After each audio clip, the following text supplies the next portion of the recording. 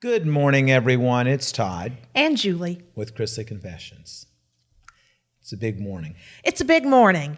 So if you haven't heard by now, you need to go and listen to episode 1 of the Chrisley takeover over at Coffee Convos. I can assure you it will not disappoint. It may make you blush a little, but it will not disappoint. You will certainly hear things on Coffee Convos that you will never hear on Chrisley Confessions.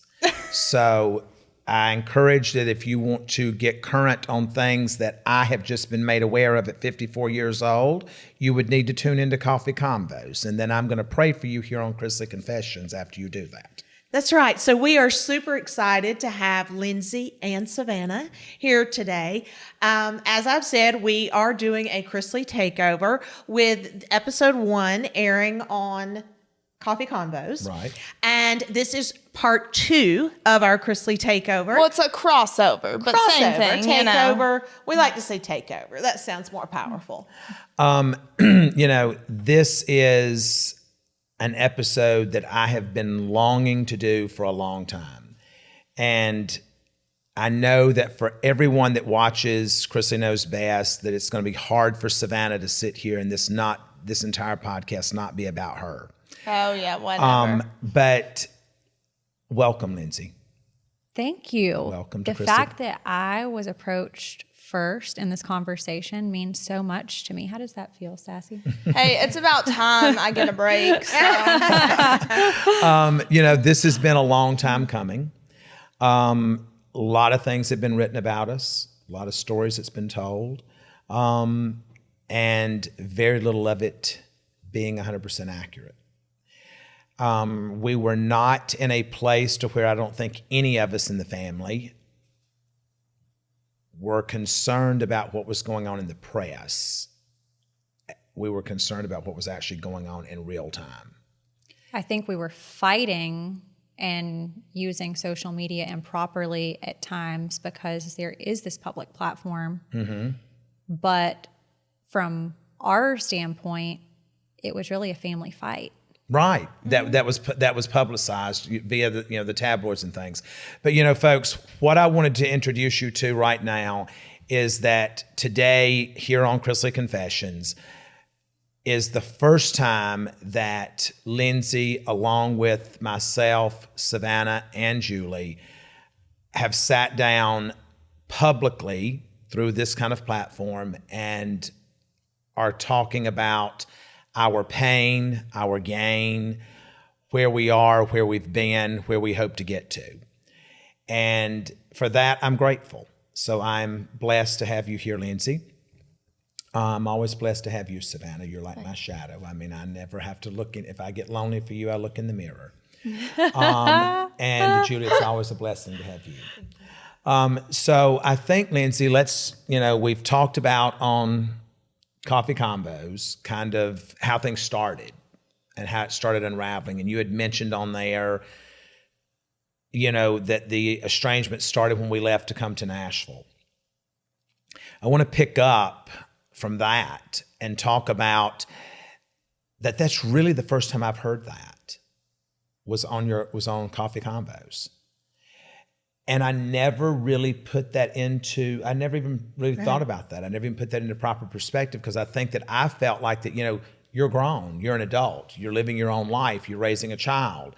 You've made it very clear that, this is how you're going to run your life. And you were, at that point, safe to say, you had walls around so many things of your life.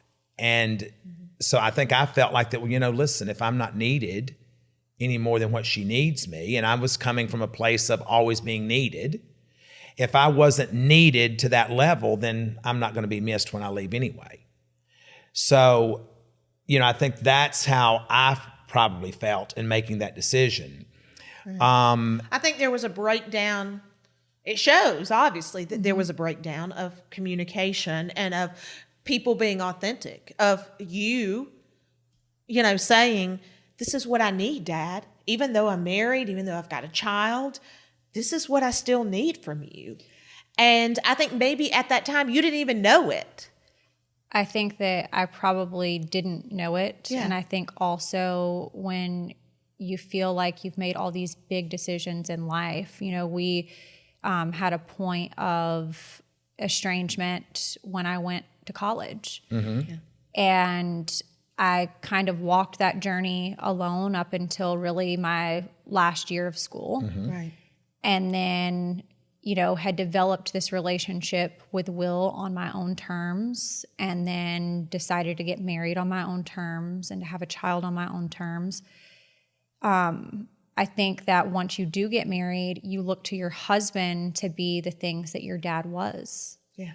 And so, you know, when I wasn't getting that from my husband, and knowing, I think, subconsciously that I still needed that from my dad, but I was unwilling to say it because I was unwilling to acknowledge that there was a missing piece in my marriage. Right.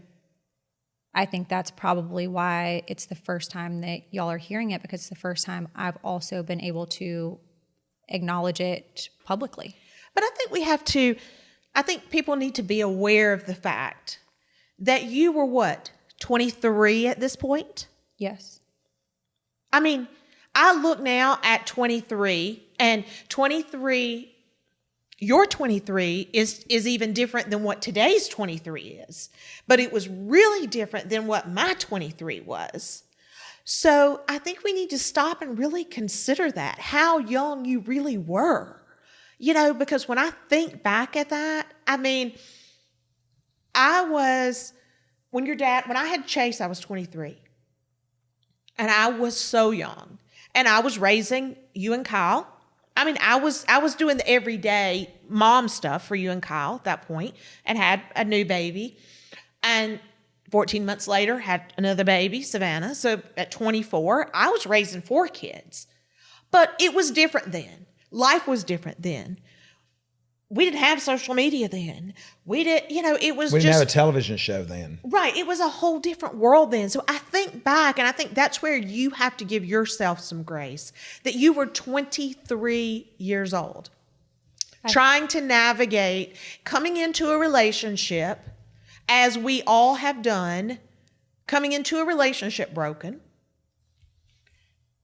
and trying to put all the pieces together on your own at 23. I say I never had any business making big life decisions the way that I was making them, because I wasn't prepared to make those life decisions. I was just making decisions that I thought were the right things at the time, and those things were going to make me whole in some way. And I think it goes back to something that I think was a very powerful moment looking back, and one that I remember to this day. And folks, those of you heard Todd talk on Chrisley Confessions. I have the worst memory, and since going through breast cancer and the traumatic experiences that I've had just in the last few years, my memory's horrible. So I have few moments that really stand out. Todd will say things about the past, and I'm like, oh yeah. I know she's lying. I don't remember them. No. But I remember, as soon as you and Will got married, we were sitting in Dad's office in Roswell. And you had just gotten married, and you told us you were pregnant. Mm-hmm. And literally you had been married for what? I remember a minute. 3 months, 2 months maybe, Mm-hmm. a month maybe. I don't even remember. I mean, it was just within a month or two. And I said, I had always said, you needed to wait. You should have waited. I want you to wait 5 years. And I remember I would say that to you, and you would get so mad at me. She got mad that day. Mad. And that day, and I said, and I was happy. And listen, I worship Jackson. I love nothing better than to see that child come up on my phone, or to walk through my door, or to be able to FaceTime him and me. Mm-hmm. I love to hear that it warms my heart to hear that child say that. So I don't want it to be that way. But I had said to you, wait 5 years, Lindsie. You and Will enjoy being married. Enjoy, just build your marriage and make it strong, and travel and build your careers. And you were so mad at me that day when you left my house. I remember it. And now, 10 years later, not that you wouldn't have done it the same way, because you would have. You wouldn't give the world for Jackson, neither would I. But you can't see it in the moment. I couldn't see it in the moment. Well, I remember a conversation, Lindsay, that you and I had, when you told me you were getting married. Mm-hmm. And I said to you, don't do this. You're not ready. You don't know who you are yet. Live your life. Do you remember that? Very much so. I said, I don't want you cheated out of 1 second of your life.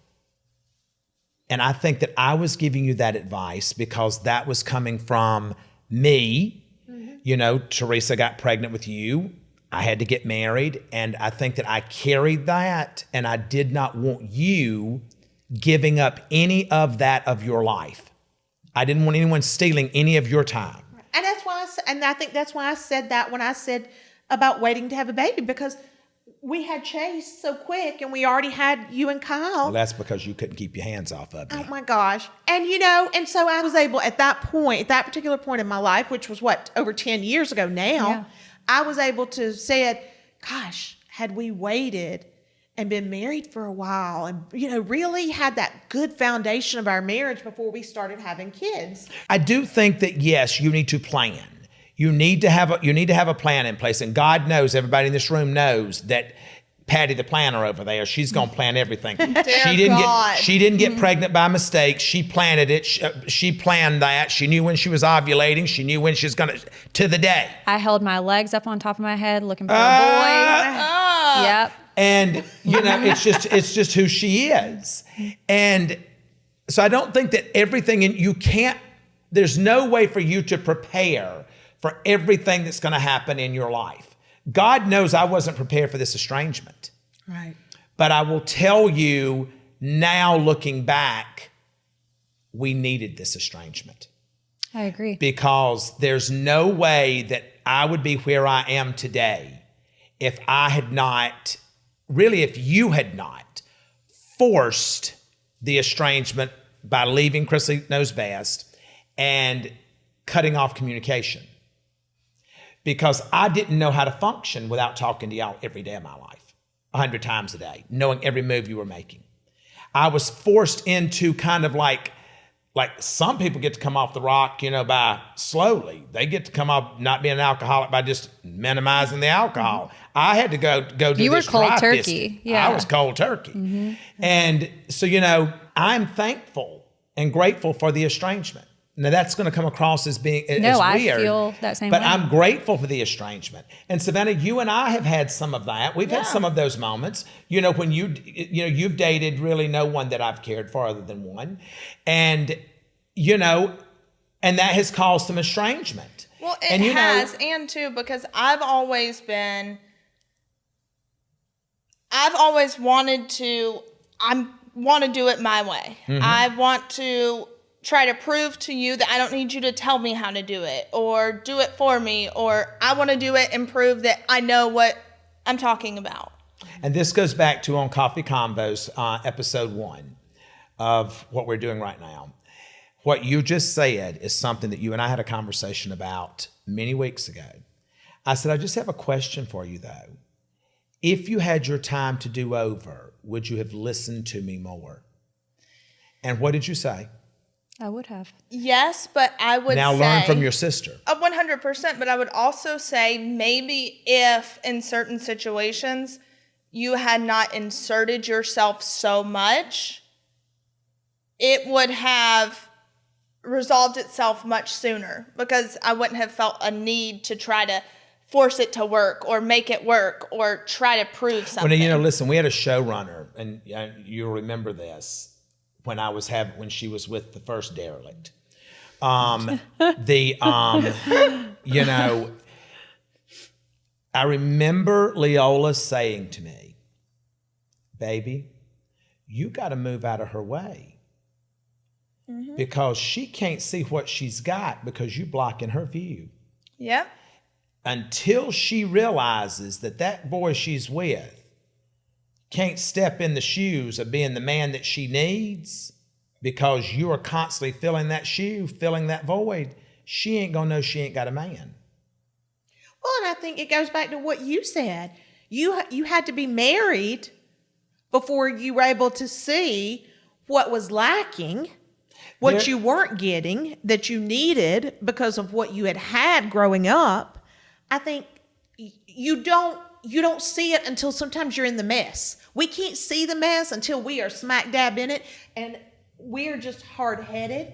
We just will not get it. It doesn't matter what somebody tries to tell you. Sometimes you got to be in the mess, and you got to be dirty, and you got to be wounded before you will ever see what somebody was all along trying to tell you. And I think that for me, because you and I, Lindsie, talk more than anyone else, I think that for me, this all had to happen because I have spent, and you and I was saying, to Alexa earlier, that folks, for y'all who do not know Alexa's the PR girl that we deal with. That deals with us, actually. Deals with us. I'm sorry, rather that deals with us. I was saying that, you don't know until you know. That's right. And you and I don't believe would be where we are today without the estrangement.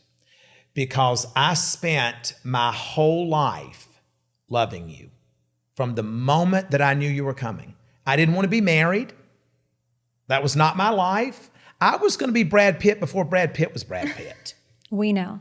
And here I was, getting married to Laura Ingalls Wilder, in Hooterville, South Carolina, and having a baby. And at 21 years I turned old. 21. Yeah. And all I can remember is the love that I had holding you. It filled a hole in me that had never been filled before. I never thought that it could be filled. But I've spent my whole life from the time that you were born loving you so much that nothing else really mattered. Everything else came second to me. Even my relationship with God. Because you became my God. And that was not a burden to place on a child. Right. And I've spent my life after the divorce trying to dispel some of the things that your biological mother had said and that she did and whatever, and always defending myself because I knew these things were not true. And now, without the estrangement and without your failed marriage, and I don't want to say it's failed, without the situation ending the way that it ended, I don't think you could have truly ever gotten to a place with me of understanding who I am without being there yourself.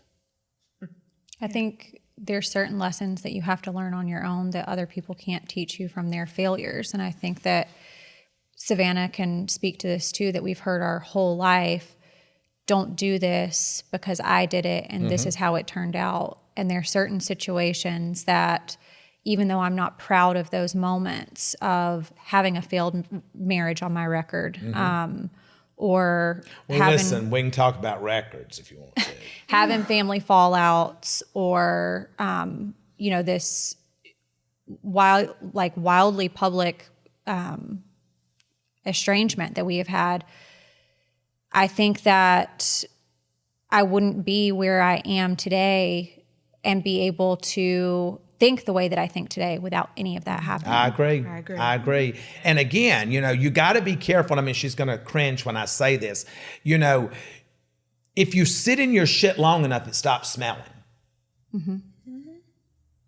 And I think that when you do that, you start believing your own philosophy. You start believing in the garbage that you're churning in your mind, that Satan has stepped in and said, oh, well, where's your dad now? You're sitting here by yourself. Your dad loves Savannah more than he loves you. I bet if Savannah was going through this, he'd be right there beside her. I would actually love to speak on that because you had hit a point earlier that you and Savannah have had your moments and you've had your moments with all of your children. I just don't want to speak on anyone who's not here that can, speak for themselves. I have had moments with every child that I have Mine and your moment has been made public. The moments with the others have not. And I think that very much, it's not because someone is favored. I mean, I do think that we all naturally think Savannah's the favorite child, but And if y'all really knew who the favorite was, y'all would be shocked. but with that being said, I think that it also has to do with personalities.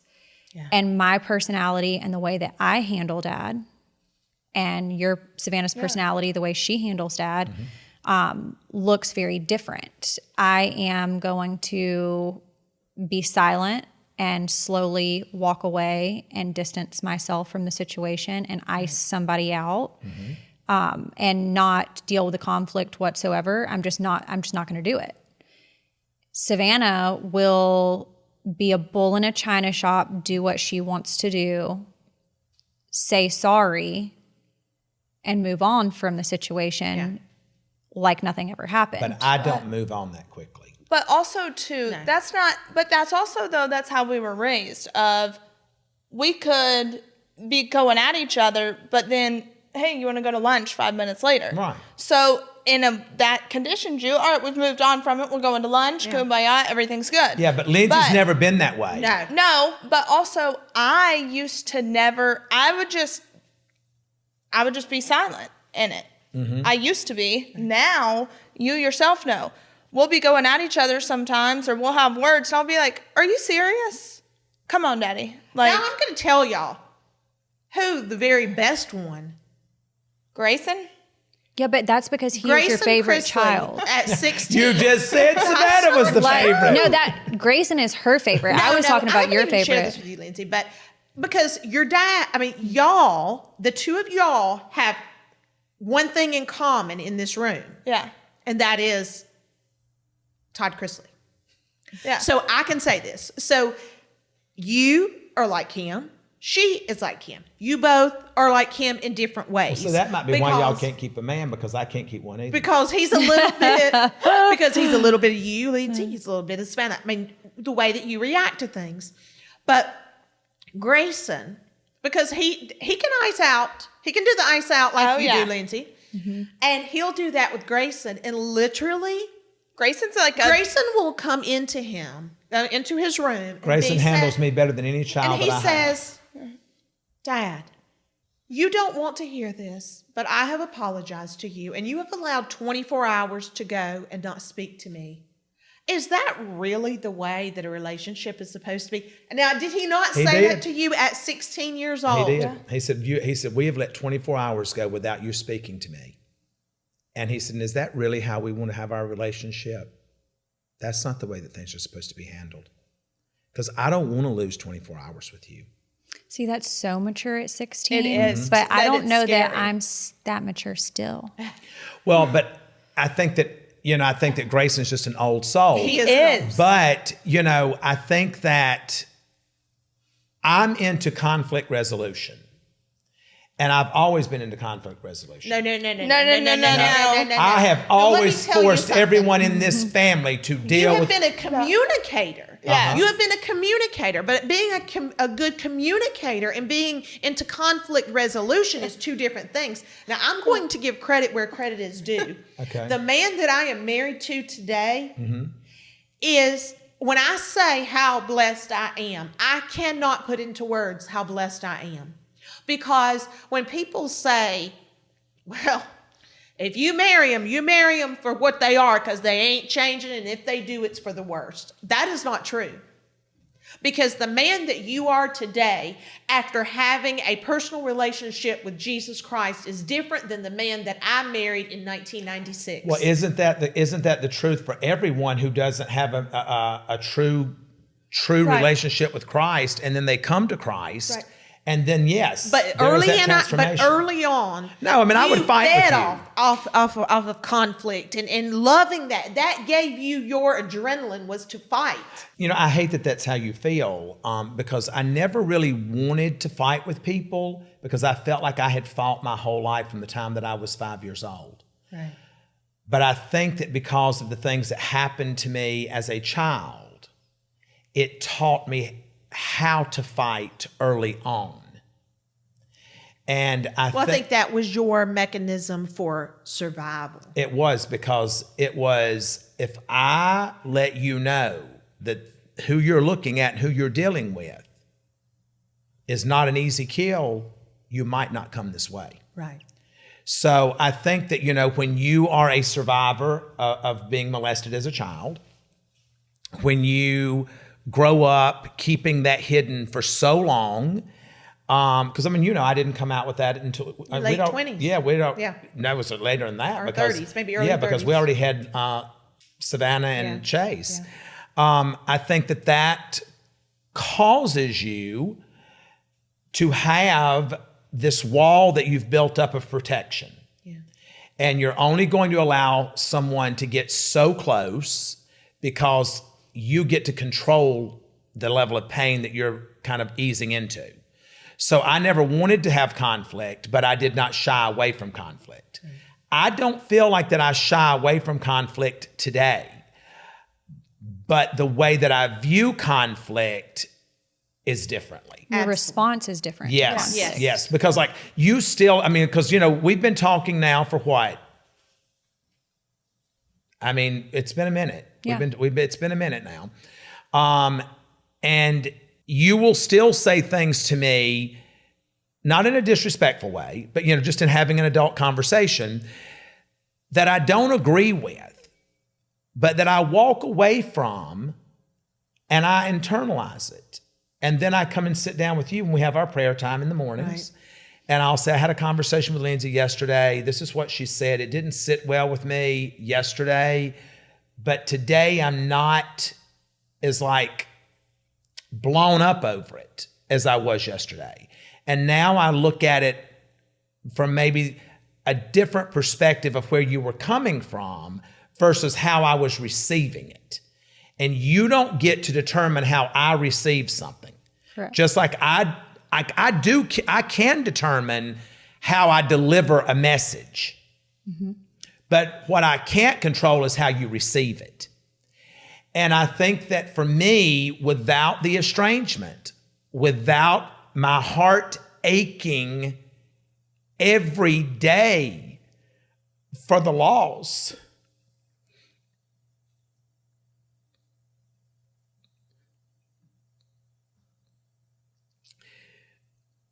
for the loss of not being able to pick the phone up, I think I had to go through that pain. Because I think from that pain, I have learned how to become stronger in so many other areas. And, we talk about social media. I'm grateful for the social media during that time of estrangement, because I could still have a sense of closeness to you because I could see your pictures. I could see Jackson's pictures. I would listen to your stories when you would do a story or something. I would look at you and I'd say, she's too thin. She's not good. She's not good. She's too thin. And I had to get into therapy to understand that I have to learn how to meet people where they truly are. Yeah. And just because I've got to the finish line first doesn't mean that I was the fastest runner, or that I was the best runner, or that I did it the fastest route. It just means I got there before you did, or that you had a later start. Had you started when I did, maybe you would have finished first. And I don't have that incessant need to be right anymore. I talked to you when I was on vacation, and you were having a rough day. And you said that you had spoken to Savannah before me and then spoke to me. And you oftentimes say that things that we say are God sends, or like a God wink. Yes. That, you've heard something in therapy, or you've talked to someone else, or, something else has come up on social media that you saw, and we're having these same conversations. I think having a conversation with someone and communicating with them with a level of respect that you both are going to have different opinions, and that's okay. Or you both might sit somewhere different on something, and that's okay. But being able to receive where that person is and reach it with a level of understanding instead of wanting to immediately attack. And I have had to learn to sit with things. Nothing very rarely ever requires an immediate response to something. And I think that has been something that I've had to learn through therapy, that if someone says something to me and I don't like it, it's okay for you to sit with it. It's okay for you to sit with it for a moment to try to reach a level of understanding of where that person is coming from and why they might have felt that way, and try to look at their perspective instead of seeing your own. That's right. That's right. And it's taken me a while, in my life, because I think that my mind functions. I mean, Julie and I, we've made it very clear, we do therapy and we have counseling, and we have a great Christian counselor. And, he said that, how was it he said about compartmentalizing? My ability to compartmentalize. Yeah, you have a gift of being able to compartmentalize things. That my ability to compartmentalize was stronger than anyone that they've ever counseled. And I was so proud of that. It's exhausting. I was so proud that, I've got someone that recognizes with this level of education how brilliant I am that I can compartmentalize that much. That's a trauma response. I literally say that. Wait until you see my first podcast episode. I say the exact same thing. As like, I pride myself on the fact that I could be bawling my eyes out in that room, and 2 minutes later, I walk out, the camera, look like $1 million. No one would ever even know. But when in reality, that's nothing to be proud of. It's actually sad that you're at a place in your life to where it's so comfortable that for you to transition from one to the other so quickly. Yeah. But it took me until the next session when I said, but even you acknowledge that I'm great at compartmentalizing. But Todd, I didn't mean that as a compliment. You took that as a compliment. What I was trying to get you to understand is that the reason you can compartmentalize so much is because you're dealing with so little. You're truly not dealing with everything at the time that it needs to be dealt with. You're putting everything in nice, neat boxes, putting them up on the shelf. And when you get to a place to where you feel comfortable enough, I'll pull that one out and I might look in there and start trying to deal with this one. No, it wasn't meant as a compliment. And so I think for me is that at where I am at my life right now, that obviously I'm thrilled that you're back with your family, because I believe that family is first, that blood is blood no matter what. And we can argue, we don't have to agree about everything, but what we do have to do is have mutual respect for each other. We have to respect that each other has the right to feel the way they feel.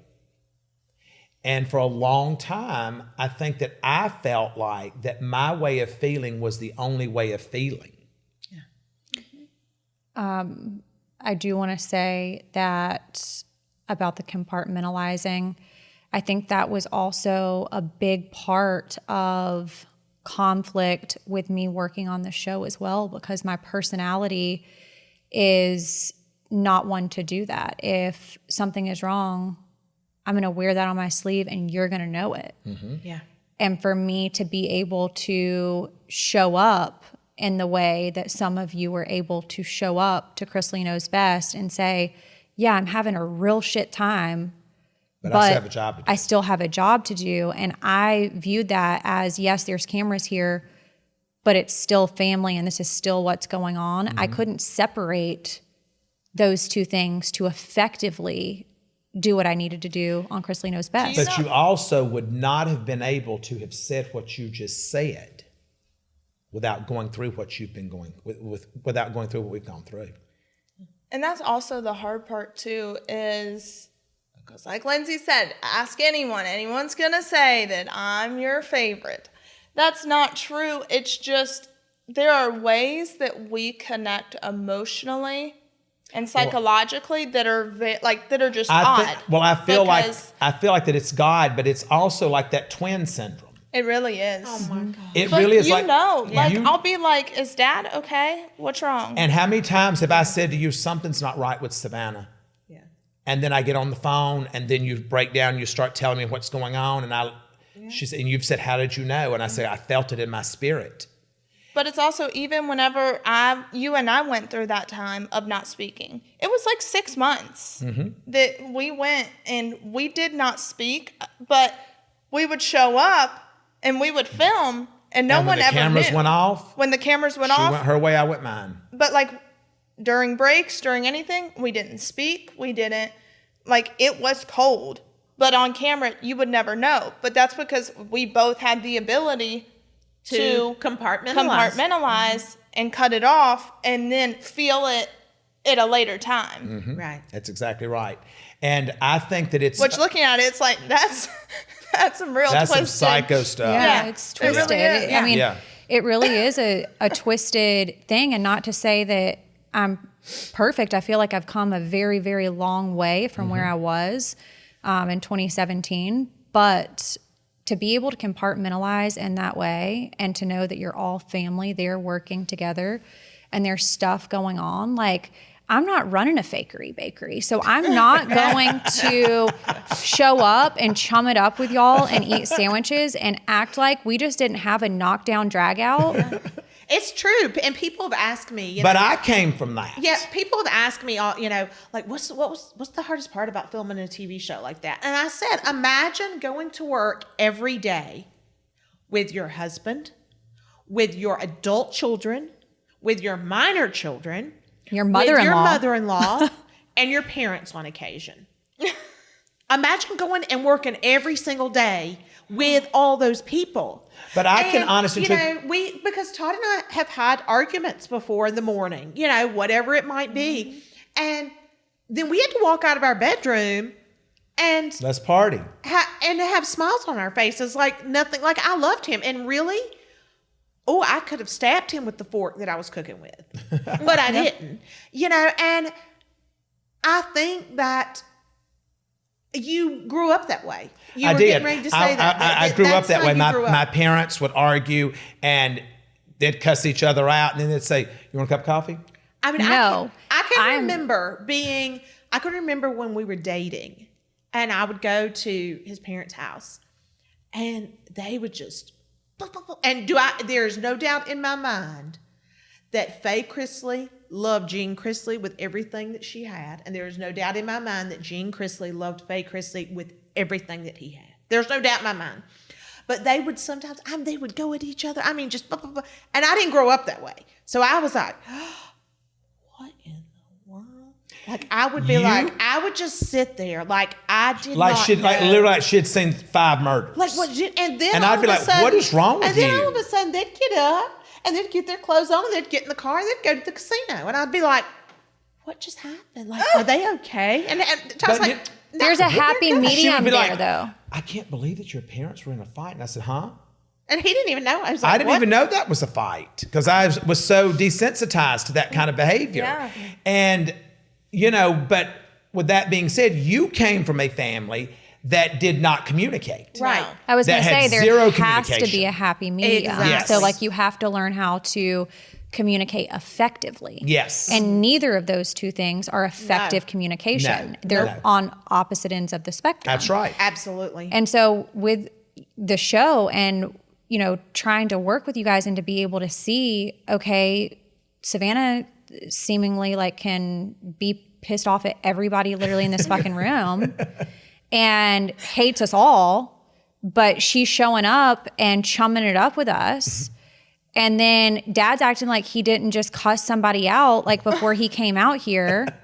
And she's making cookies in the kitchen, but burnt the batch before. And it's like, what is going on? I can't Your think mind that. was you're not programmed that way. I'm not programmed that way. I'm like, no, we literally just got in an argument, so I am effectively pissed off at you for the next 72 hours. Yeah, like, no. She even has a timeline. Like this, That's what she's gonna do. This scene's canceled. In my mind, it's canceled. And if it's not, then you're getting what you get when I show up. And so I think it's funny, you know, when I watch other shows, I'll go ahead and reference a competitor, the Kardashians. I feel like I'm Kourtney. Like I'm probably... You absolutely are Kourtney. And I used to think that Savannah was Kim, but now I think Savannah's Chloe. I think agree. Savannah's transitioned into Chloe because I think she's had so much disappointment and she's dealt with so much pain. Not to say that Kim hasn't. And, you know, we love them. You know, they have paved the way for us to be where we're sitting today. So, you know, I give them that credit for that.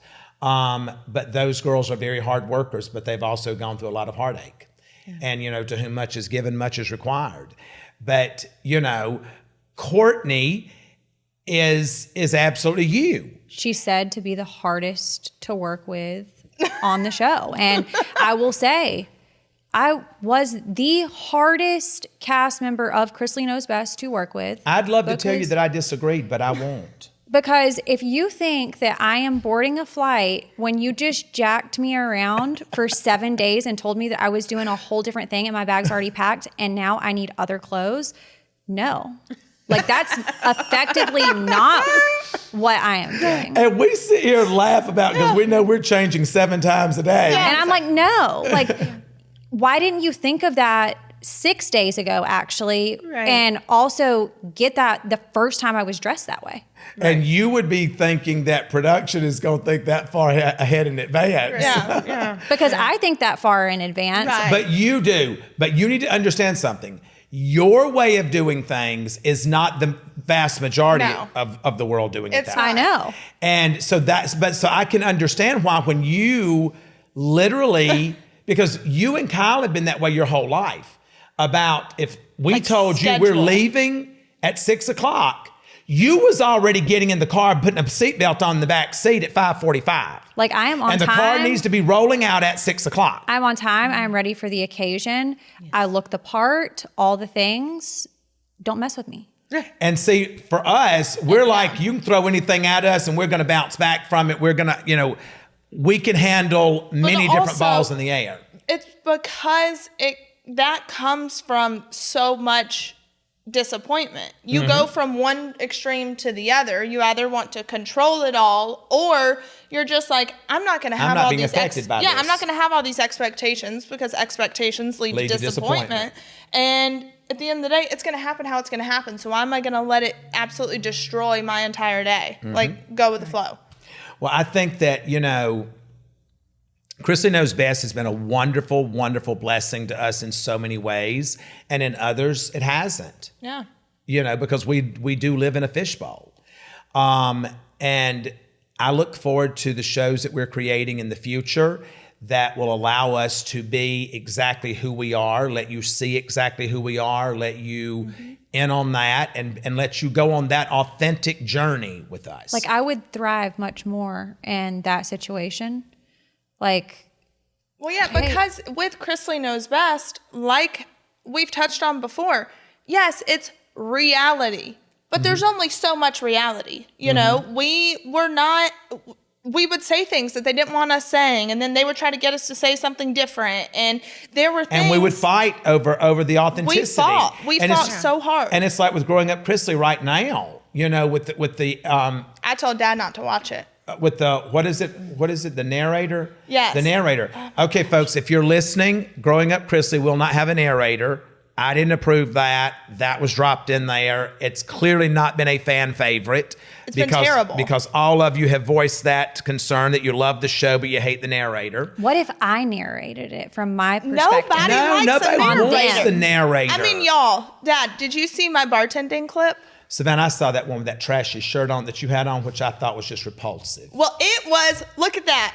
I did so good. And folks, for those of you who have never tuned in to Chrisley Knows Best or a episode of The Life of Savannah, then you should know that Savannah has never had a bad photo moment. She's never missed an opportunity to talk about herself and self-promote, and which is what we just did just now. 100%. You got to learn to plug. But, you know, I think that, you know, we're all different people. You know, television was not for Kyle. Kyle does not want to be on television. And, you know, the rest of you have kind of acclimated to that. That's become your life. And once you get acclimated to it, I'm now don't want to do this. I want to do my hotel. I want to raise my grandchildren or participate in that. And I want us to have a calmer life. I want us to be able to not be known everywhere we go.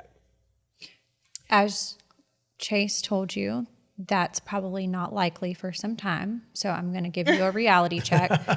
But I do want to say that I think that as great as the show has been for so many different reasons, I wouldn't have the podcast platform that I have if it wouldn't have been for Chrisley Knows Best. Right. So there is credit to be given. Yes, 100%. I don't know about 100%. y'all, but I like being known. It's pretty good. We know, Savannah. We know. And too, y'all. And I figured out why. The people you meet, ooh, there's some good people out there. And really? Because you failed to introduce them to me. Yeah. I'm living at a different speed than this one right now. I think Yeah, that we're not on Billionaire Road. You and I, we're not on Billionaire Road. As great as the show has been in so many ways, there's also been challenges that have been presented that people just might not understand looking from the outside because they see just a clip, They funny see 22 minutes of our life. A funny comedic clip that hits social media or the show that they're watching for 22 minutes and think that that is the entirety of what is going on. Mm-hmm. And that's just, that in itself is not reality. That's right. That's right. And I think that, when you look at it from the Chrisley Knows Best machine, because that's what it's turned into, as a machine, Chrisley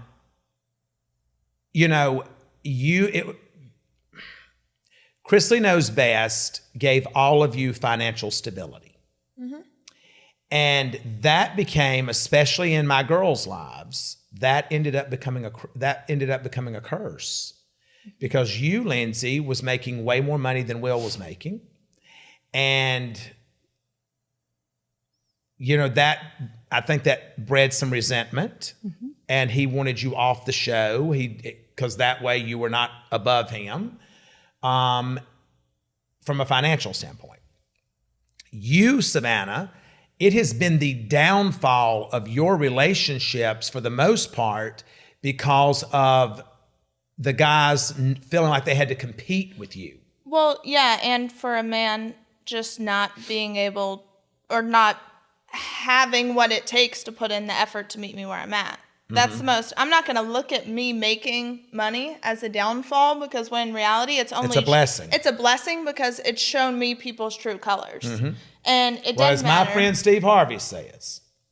I was about to say. That's that moment. That's that twin moment. Were you about to say, doesn't matter how much money somebody's got, you're still going to be who you are. So you are selfish. If you are good, decent, and kind, when you have no money, you're going to be even more decent and kind when you do. Mm-hmm. If you're nasty and ugly when you're broke, you're going to be a bigger nasty and ugly when you're rich. Right. Yep. Mm-hmm. Exactly. Money will not make you into a different person than what you are at your core.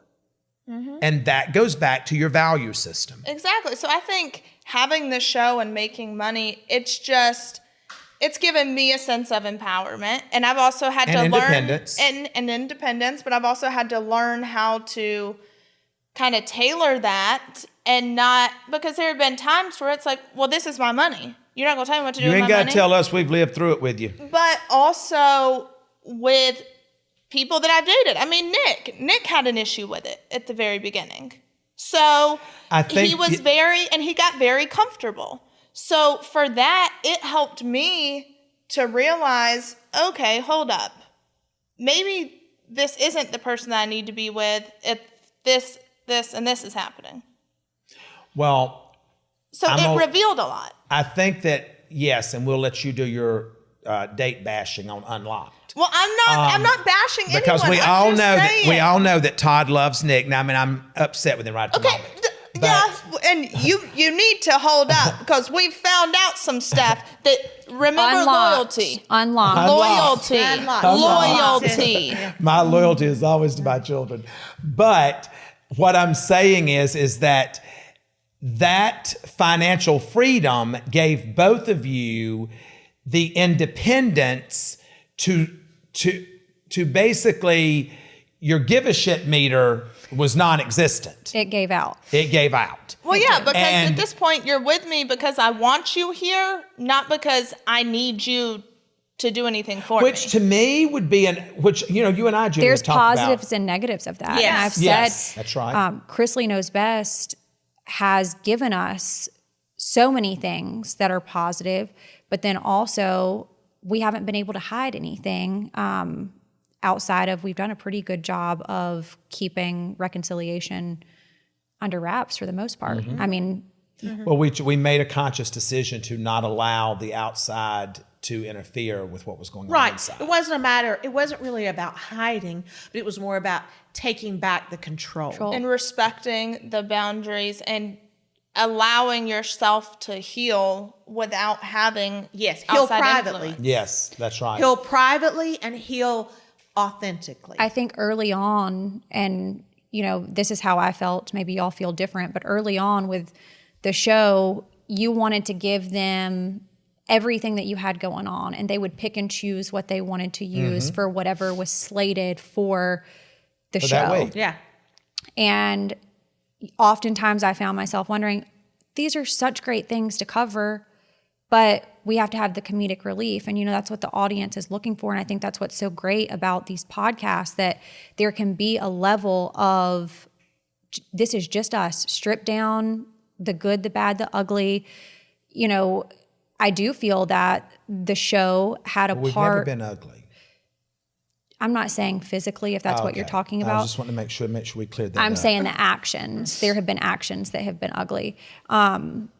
I do think that the show had a part, or we allowed it to have a part in the estrangement, because I wasn't meeting everyone else where you guys were able to show up for Chrisley Knows Best and work together, and I wasn't able to arrive to that occasion in the same way. And so I think that there was resentment built, there was jealousy built, and I don't think it's like jealous that, oh, this person, gets to be on this amount of episodes. It's like, okay, wow, I get to be on the heartfelt, scenes of Chrisley Knows Best, but everybody else gets to have the fun. Like, why am I the loser? Why is this me?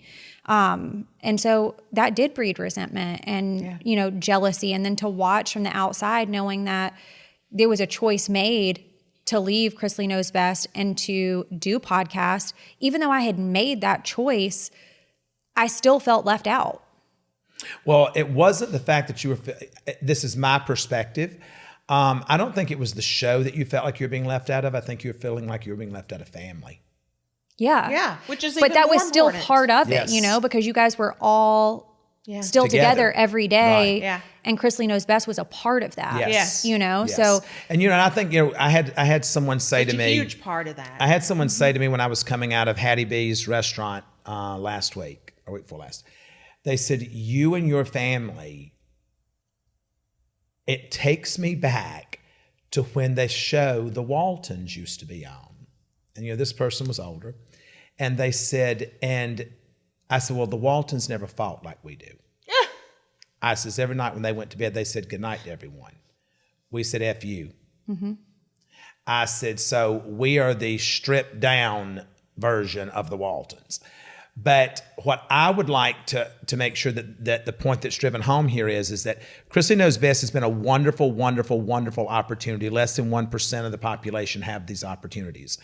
And what you do with those opportunities is what will determine as to whether or not it was a waste of time. And, I would like to, I wanted to ask you also,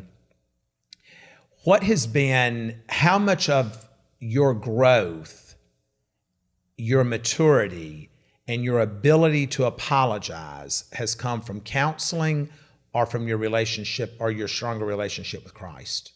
Well, I've done those two things simultaneously. So actively participating in therapy every single week and showing up even on the days that I don't want to. Those are typically my best therapy sessions. When I really just don't want to show up because I think That's I know. how it works for me too. I know better than everybody else, so what can my therapist tell me until she tells me, and then I make an ass out of myself. But I do think actively going to church and dedicating that time, and I've said this on the Southern Tea, that my week feels off if I have not listened to church, watched it, gone to church on Sunday. My week feels completely off, and I show up very differently. And I think that speaks to my relationship with Christ, that I need him. I need him to get through my week. And, there's a lot of things that I look at now that we have fought over the years. And I'm like, why did any of that even ever matter? Yeah. And Yeah. Dad and I had a big conversation.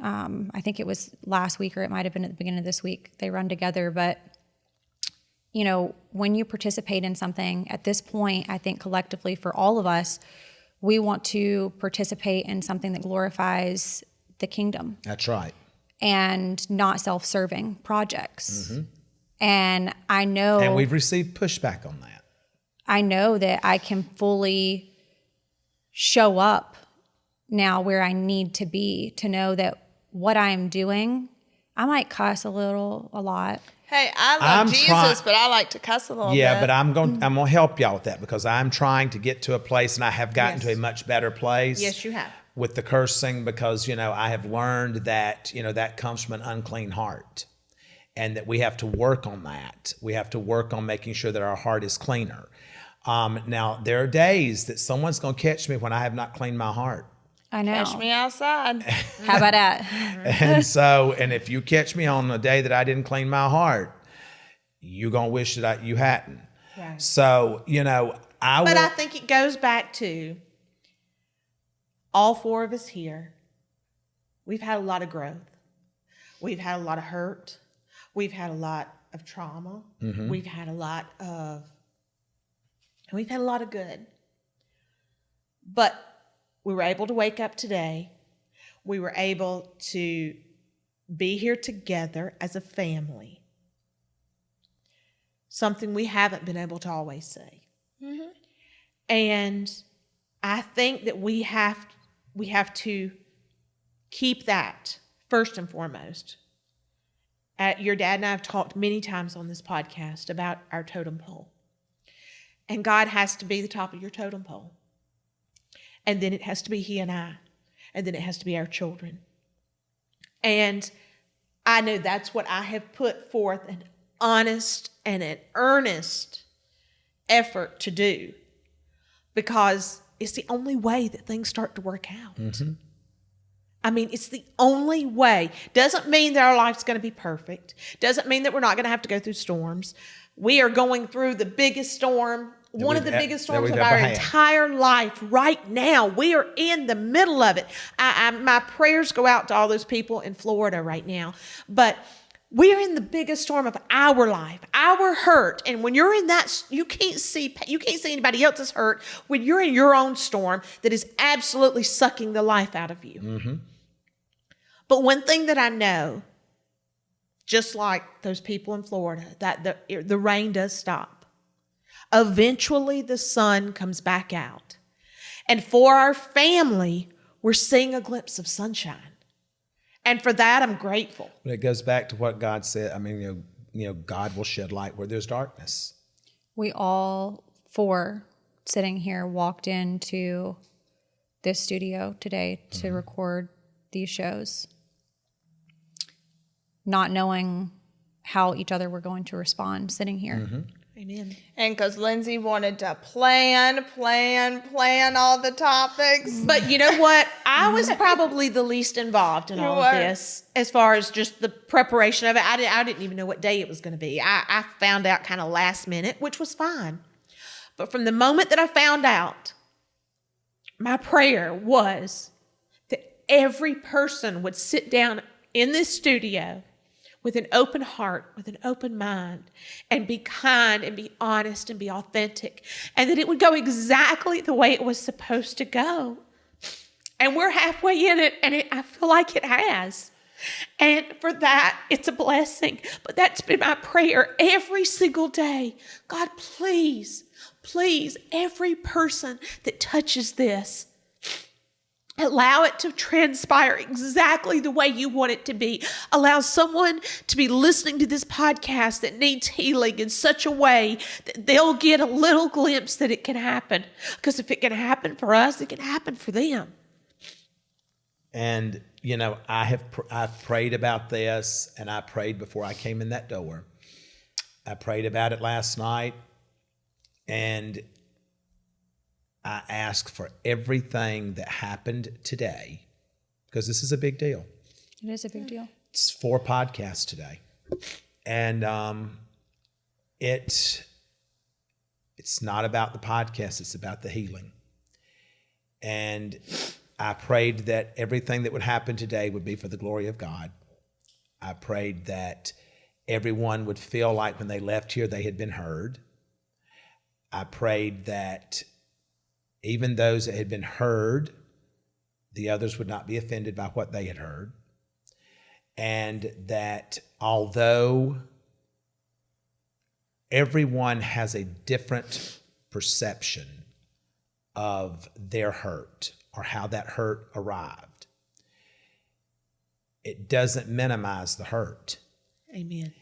And for me, I think that for so long, you know, you and I talked about it, I said, if she would just say, I'm sorry. Right. If she would just say, I'm sorry, I could get past it. And then, do you remember what I'm getting ready to say?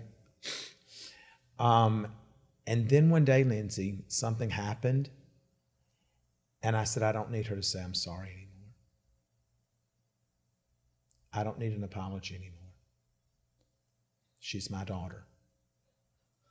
I don't need her.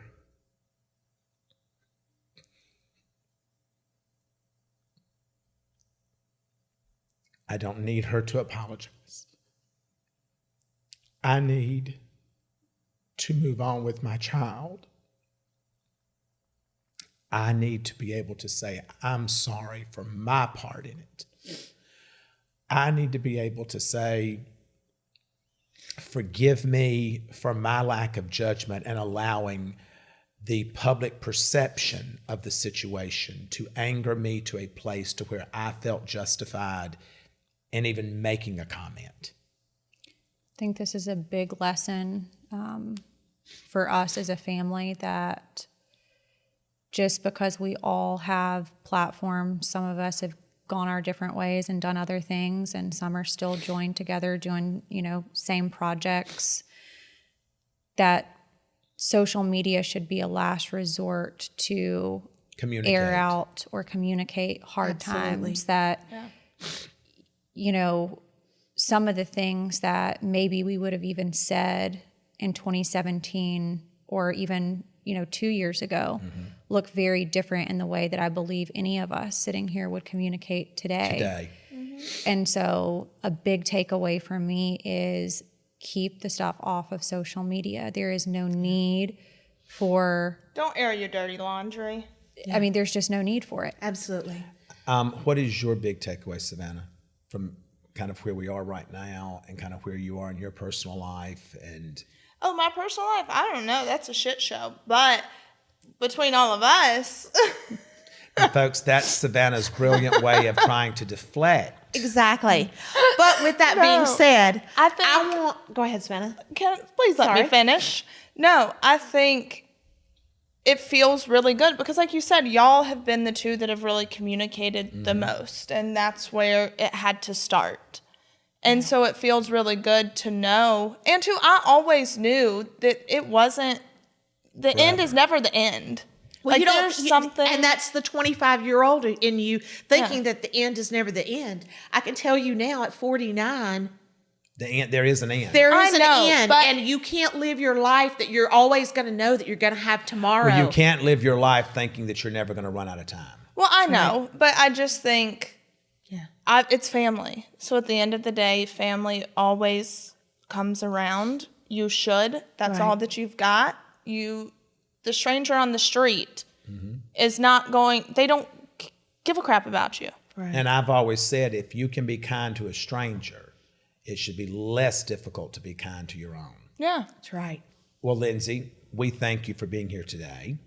I think that you wanted to, was there anything else that you wanted to do? You know, in true Chrisley fashion, since we like to add comedic relief to everything that's hard, I thought that we could play a little game of Never Have I Ever Plastic Surgery Edition. Okay. So This is for him. What you talking about for me? I need everyone to hold up 5 fingers. Okay. And if you have done it, your finger goes down. Okay. If you have not, then your fingers stay up. Whoever has the most fingers left standing is the winner of this game. Okay. So I will start. Okay. Never have I ever had my eyelids cut off. If you have, do you leave it up or you leave You it put down? it down. You If put you it down have. if you have. You should put that one down. Okay. Have you had your eyelids cut off, sir? I've had my eyes touched. Okay. Okay. Now it's your turn, so it bounces to you. Never have I ever had my tits done. This seems like a personal attack against each other, and I'm offended. Well, I had mine done not voluntarily, but involuntarily. Breast Cancer Awareness Month coming up. It's back to me. Okay. Never have I ever lied about anything that I have had done. That ain't me. Wait, never have I ever lied? No, I have. You've lied? Yeah, so put your finger down. Oh, yeah. 100%.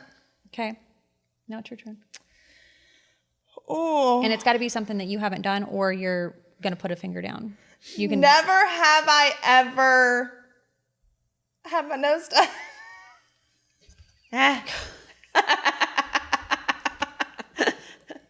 Oh, really? Never have I. Ma'am, first of all, put. Go ahead. That's shiesty. Y'all are both 3. I'm sure I put it down twice. Never have I. My next one was never have I never had 2 nose jobs. I have. I should have sued the first doctor. Go. Okay. What? Go ahead. Well, I don't. What? Never have I ever had my teeth done. Oh. Well, does that include braces? No. No, don't include braces. Mama, why Oh, are you wait. trying to Mine's count still us up. out? I had mine done. Yeah, why are you she trying can- to count me out? I only got 1 finger left. Oh. I know those 2 haven't. They haven't had anything done. This is Bill to Barbie over here. Hey, if it makes you feel better about yourself, go for it. Okay, never have I. You just. Oh, I don't get to do it No, again? you don't get to Oh, go okay, again. go ahead. You go. No, she can go again. No, go ahead. She's I got- don't think- I can't You don't know? think of- You can't think of one? No, go ahead. Okay.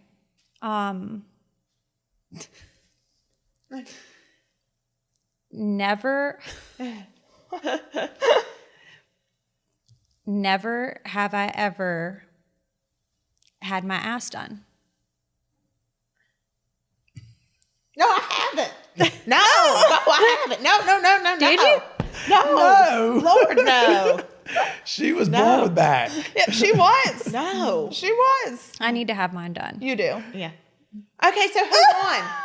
I did. You did? Oh, yeah, you won. How is that possible? I know. How is that possible? And everyone thinks that I've done the most. That's right. Well, We said plastic surgery. We didn't get into filler and Botox. You're gone. he's gone. He's out of here. He's out. That's a great way to end it. Listen, Lindsie, thank you for being here. Savannah, thank you. Todd, I know. the you highlight of my week every week. Thank you. So, folks, if you haven't listened to part 1 of the Chrisley Takeover, go to Coffee Convos. And up next will be The Southern Tea and Unlocked by Savannah Chrisley. So be sure to catch all 4 parts of our Chrisley Takeover wherever you subscribe for your podcast. Thank you. And until next week, good luck and God bless.